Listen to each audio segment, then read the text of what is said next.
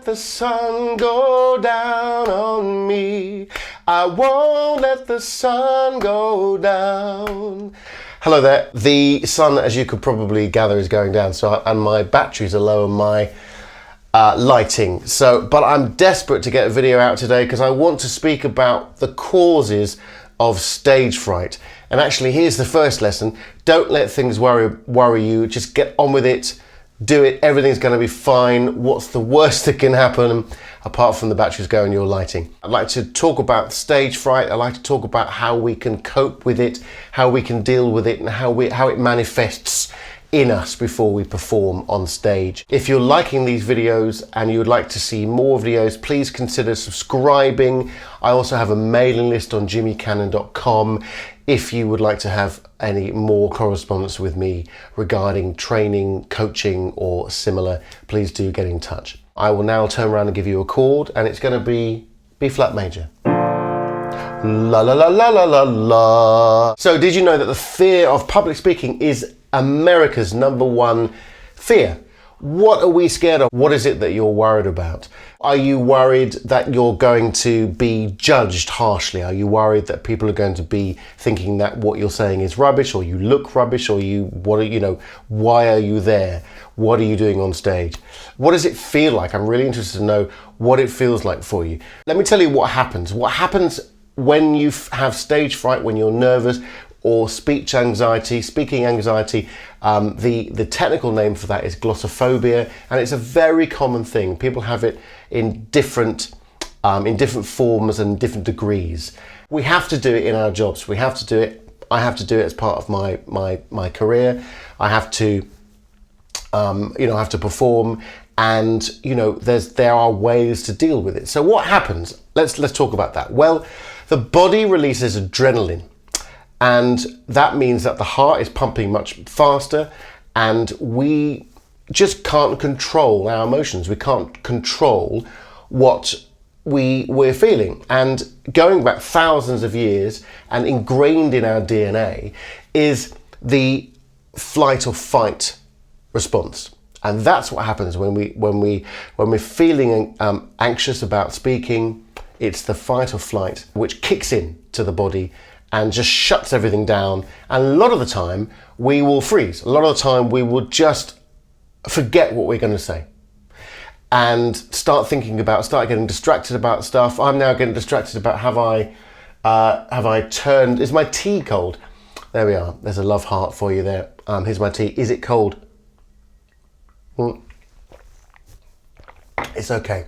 I thank you, my wife, for making me such a lovely cup of tea. Anyway, let's move on. So here are 5 solutions that will calm your nerves before you speak. Number one is preparation through practice. And that's really about preparing your content, alleviating stage fright or speaking anxiety. Number 2 is controlling your breath, which reduces the amount of adrenaline that's being released from your body. It lowers your heart rate, and it allows you to relax and keep calm and control those nerves. The deep breathing is a way to release actually endorphins, which counteract the adrenaline. So that's what we're trying to achieve with deep breathing. Breathing to calm ourselves before we speak, but also breathing to control the resonance and the projection of our voice as well. So the breathing is a big thing, and that's why it's number 2 on the list. Number three is body awareness. Are you aware of where you are with your body, your posture, and within the environment that you're in? So where are you on the stage? Are you confident that you're standing up reasonably straight? Is the front of your chest area, is it open? Is it accessible to the audience? Are you accessible to the audience? Is your facial expression accessible?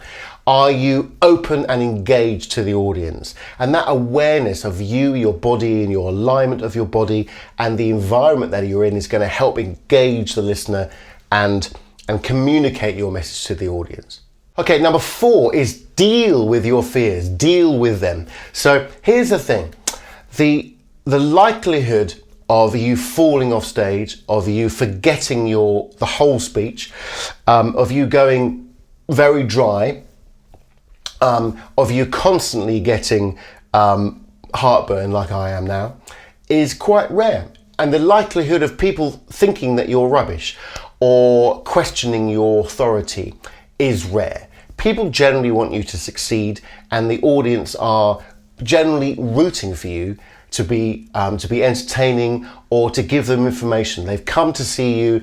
You've been put on stage for a reason, and you know, let's hear it. Let's celebrate the fact that you're there, and you need to understand that you need to celebrate yourself, the fact that you've achieved being on stage in front of that audience, so you can share your message, whatever that message might be. So deal with your fears.